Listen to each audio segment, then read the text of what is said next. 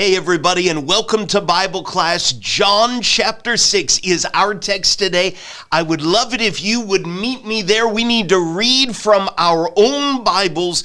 John chapter 6 is one of the most incredible chapters in all of what John has recorded so that we might believe. Let's dig into it together. Most recently, we were with Jesus and his disciples down in the city of Jerusalem. But in John chapter 6, we follow him back up into the region of Galilee.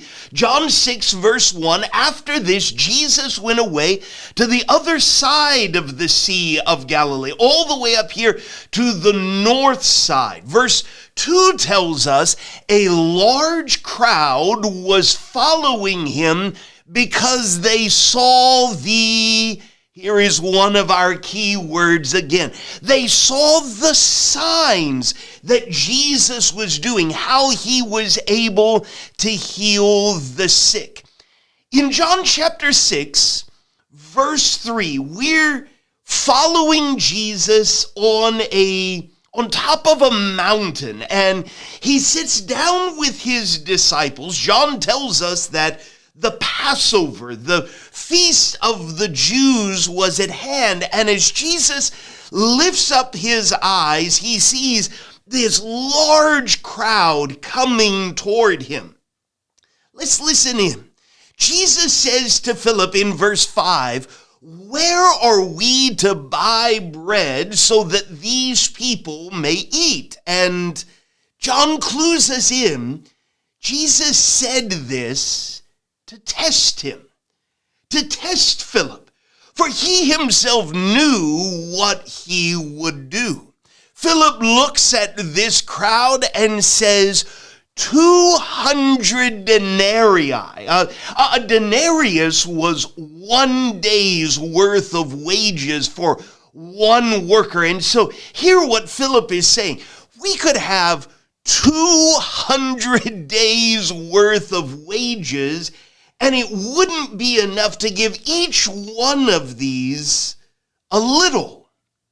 One of the other disciples, Andrew, Simon Peter's brother, says, "There is a boy here who has 5 barley loaves and 2 fish, but what are they for so many?"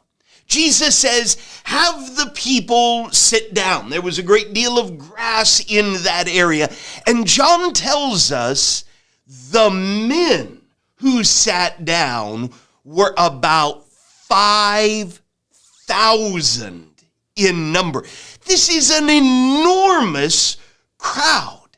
Jesus takes the loaves, and when he had given thanks, he distributed them to those who were seated, so also the fish, as much as they wanted. This crowd of 5,000 men, when they had eaten their fill, listen to that. We started with 5 loaves and 2 fish, and 5,000 men alone have been fed. Jesus tells his disciples, gather up the leftover fragments that nothing may be lost. They gather enough to fill 12 baskets. Look at verse 14. Notice the language carefully. When the people saw the sign that he had done. This miracle was a sign. Keep that in mind. We'll talk about that as a class. What was the sign pointing to? These people say, this is indeed the prophet who is to come into the world. Jesus perceives that they're about to come and take him by force to make him king, and so he withdraws again to the mountain by himself. When evening came, verse 16 tells us, his disciples went down to the sea. They got into a boat and started to go from Bethsaida over here to Capernaum. John tells us that it was dark. He would know, right? He was there. He's there in the boat on this night, and Jesus had not yet come to them. While they're out there on the sea, it becomes rough. A strong wind is blowing. They've rowed about 3 or 4 miles, John tells us, and only then do they see Jesus. What's he doing? Jesus, verse 19, was walking on the sea. Coming near the boat, they were frightened, but he said to them, "It is I. Do not be afraid." Then John tells us they were glad to take him into the boat, and immediately the boat was at the land to which they were going. On the next day, this large crowd eventually figures out Jesus is over there in Capernaum, and so they find him, and they say to him in verse 25, "Rabbi, when did you come here?" But for the next couple of minutes, you and I, we really need to listen carefully to what Jesus says next.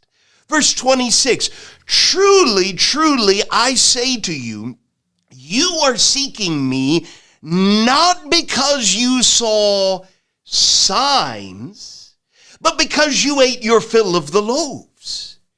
Do not work for the food that perishes, but for the food that endures to eternal life, which the Son of Man will give to you. For on him God the Father has set his seal." They say, what must we do to be doing the works of God?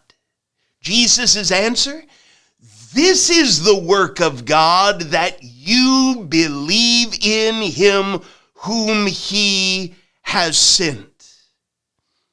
Then what sign do you do is their question, "that we may see and believe you." What work do you perform? Do you see anything wrong with that? These are the very people who have just seen one of the most incredible signs of all just the day before. In fact, they bring up bread. They bring up free food. Our fathers ate the manna in the wilderness, as it is written, he gave them bread from heaven to eat. You see what they're getting at, right? Maybe, Jesus, you could give us some more of what you gave us yesterday. Jesus in verse 32 says, "Truly, truly, I say to you, it was not Moses who gave you the bread from heaven, but my Father gives you the true bread from heaven. For the bread of God is he who comes down from heaven and gives life to the world." They said to him, "Sir, give us this bread always." But they're not getting it yet. Do you remember how in lesson 2 of this series, we looked at 7 times Jesus said, "I am." And here is the first. John chapter 6, verse 35. Jesus said to them, "I am the bread of life. Whoever comes to me shall not hunger, and whoever believes in me shall never thirst." In verse 47, skip down and read with me where he says, "Truly, truly, whoever believes." What does Jesus want them to do? He wants them to believe and have eternal life. I am the bread of life. Your fathers ate the manna in the wilderness and they died. This is the bread that comes down from heaven so that one may eat of it and not die. I am the living bread that came down from heaven. If anyone eats of this bread, he will live forever. And the bread that I will give for the life of the world is my flesh.